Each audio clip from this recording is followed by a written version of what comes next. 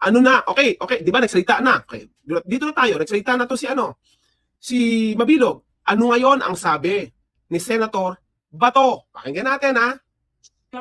Klaro, no, was the former Iloilo City Mayor on the narco list when you were PNP chief? As far as I know, nandun siya, kasama siya sa listahan. At, pa naman yan, balitang-balita naman yan doon sa Iloilo, yung kanyang sitwasyon. Kaya siya umalis, di ba? So ito ha, di ba hindi masagot ng diretsyo ni Senator Bato?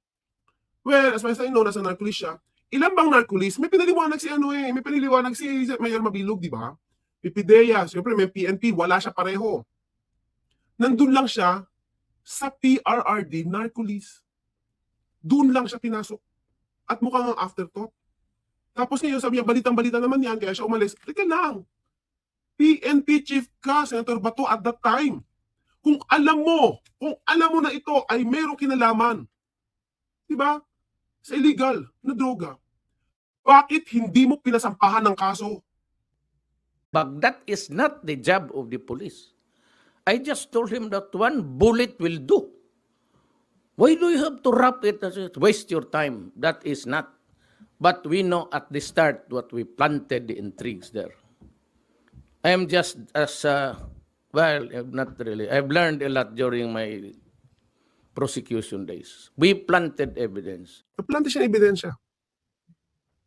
Part yun.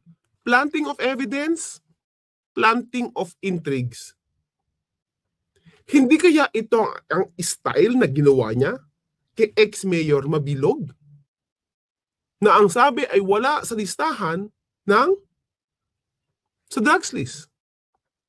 Diba? Planta ng ebidensya.